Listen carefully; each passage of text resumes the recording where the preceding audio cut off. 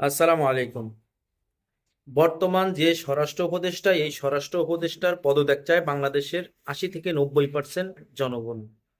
কেন কেন বর্তমানে অন্তর্বর্তী সরকার একজন গদ্ধপ মার্কা স্বরাষ্ট্র উপদেষ্টাকে এখনো রাখছে?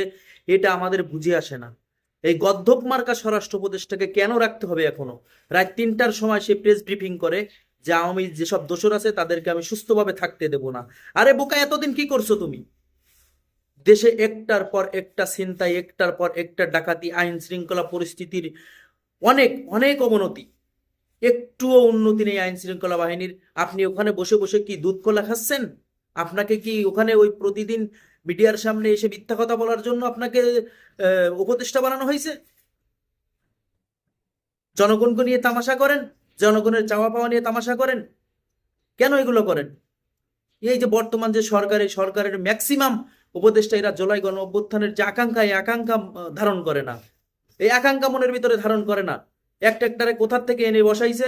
এই যে বর্তমান যে স্বরাষ্ট্র উপদেষ্টা, এ কিন্তু 1/11 সময় মঈন আহমেদের একজন ঘনিষ্ঠ ছিল। সুতরাং তাকে কেন এনে বসাতে হবে? আমি এই জিনিসটা বুঝলাম না। যে যার আপনি একজনকে স্বরাষ্ট্র বানাবেন, তার আগে ব্যাকগ্রাউন্ড খুঁজেন। এই বর্তমান যে স্বরাষ্ট্র উপদেষ্টা, এ তো 1/11 সময় 1/11 যে খলনায়ক, যে মহানায়ক মঈন আহমেদ, সেই মঈন আহমেদের একজন ক্লোজ। তাকে কেন স্বরাষ্ট্র উপদেষ্টা বানালেন? সে কি কাজ করবে? সে এতদিন চুপ ছিল। সে 5 আগস্টের আগ পর্যন্ত কোনো কথা বলছে আন্দোলন নিয়ে? কোনো কথা বলে নাই। যেই দেখছে হাসিনা পালিয়ে গেছে, সেই সে ক্যামেরার সামনে এসে বড় বড় কথা বলা শুরু করেছে। তাকে আপনারা উপদেষ্টা বানায় দিয়েছেন কেন? তার ভূমিকা কি এই 5 জুলাই গণঅভ্যুত্থানের? এটা আগে দেখেন। যে ব্যক্তি জুলাই গণঅভ্যুত্থানের যে স্পিরিট, এই স্পিরিট বুকে ধারণ করে না, তাকে কেন আপনারা স্বরাষ্ট্র উপদেষ্টা বানালেন বা উপদেষ্টা পরিষদে নিচ্ছেন? ম্যাক্সিমাম বর্তমান সরকারের যে উপদেষ্টারা আছে, ম্যাক্সিমাম উপদেষ্টা জুলাই আগস্টের স্পিরিট বুকে ধারণ করে না। এই কারণে দেশের পরিস্থিতি এখনো স্বাভাবিক হচ্ছে না।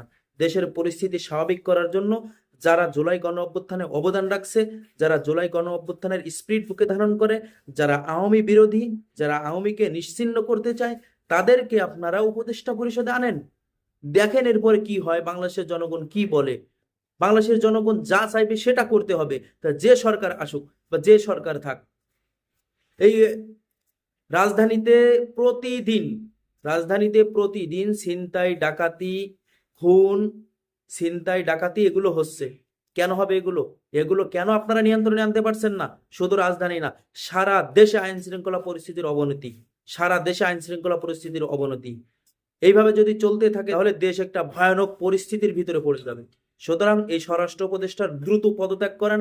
দ্রুত তাকে সরিয়ে একজন যোগ্য যোগ্য স্বরাষ্ট্র উপদেষ্টা, যে জুলাই গণ অভ্যুত্থানের স্পিরিট বুকে ধারণ করে, লালন করে, পোষে, তাকে স্বরাষ্ট্র উপদেষ্টা বানান।